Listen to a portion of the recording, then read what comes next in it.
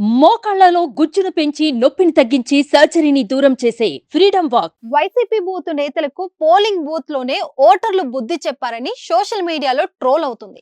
కొడాలి నాని, వల్లభనేని వంశీ, అనిల్ కుమార్ యాదవ్, అమ్మటి రాంబాబు వంటి నాయకుల్ని అసెంబ్లీలో అడుగు పెట్టొద్దన్నట్లు తీర్పు ఇచ్చారు.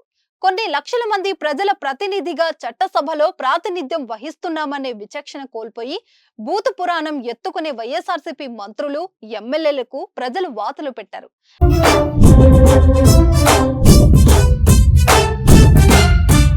జగన్ను పొగడడం, విపక్షాలపై నోరు పారేసుకోవడం, దాడులు చేయడమే వైఎస్ఆర్సీపీ ప్రభుత్వంలో పదవులకు ప్రమాణాలని కొత్త నిర్వచనాలు సూత్రీకరించిన నేత గణానికి ఓటర్లు వాతలు పెట్టారు.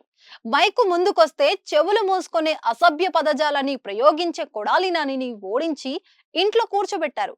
అసెంబ్లీలోనూ బూతులు మాట్లాడి చివరకు బూతుల మంత్రిగా బిరుదు సంపాదించుకున్న నానిని నియోజకవర్గ ప్రజలు చిత్కరించారు. కొడాలి నాని టీవీలో మాట్లాడుతున్నారంటే ఆ తిట్లు వినలేక టీవీ ఛానల్ మార్చాల్సిన పరిస్థితి కూడా దాపురించింది. రాజకీయ విమర్శ శృతి మించి బూతుగా మారితే భరించలేరన్న నిజాన్ని గుడివాడ ప్రజలు నిరూపించారు. ఇక కొడాలి నాని దోస్తు వల్లభనేని వంశీని గన్నవరం ఓటర్లు ఓడగొట్టారు. కన్న తల్లి లాంటి తెలుగుదేశంపై కత్తిగట్టి ఆ పార్టీ కార్యాలయంపై దాడులు చేయించి రాజకీయ భిక్ష పెట్టిన చంద్రబాబు భార్యపైనే అనుచిత వ్యాఖ్యలు చేయడం, చంద్రబాబు చేత కన్నీళ్లు పెట్టించిన ఘనుడుకు పంగనామాలు పెట్టారు. గన్నవరం నియోజకవర్గంలో తాను చెప్పిందే వేదమన్నట్లు నిరంకుశత్వానికి చమరగీతం పలికారు. చివరకు ఓటర్ తీర్పు చూసి గన్నవరం నుంచి పలాయనం చిత్తగించారు. నిత్యం ఎవరో ఒకరి తిడితే గాని నోటి తీట తీరని జోగి రమేష్ కు ఓటమి తప్పలేదు.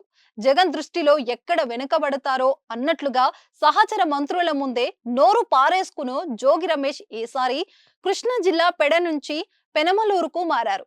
అక్కడి ప్రజలు ఆయనను తిప్పికొట్టారు. అనుచరులను వెంటేసుకుని చంద్రబాబు ఇంటిపైకి దండయాత్రగా వెళ్లిన జోగికి జగన్ మంత్రి పదవి కానుకగా ఇచ్చిన విషయం తెలిసిందే.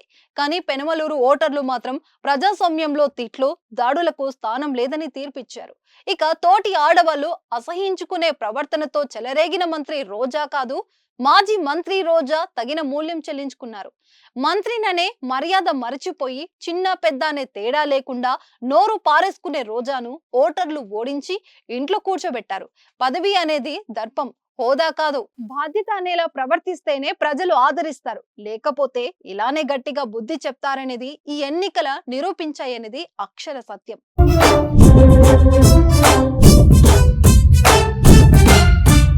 సుమన్ టీవీలో మీ పర్సనల్ అండ్ బిజినెస్ ప్రమోషన్స్ కోసం కింది నెంబర్కి కాంటాక్ట్ చేయండి.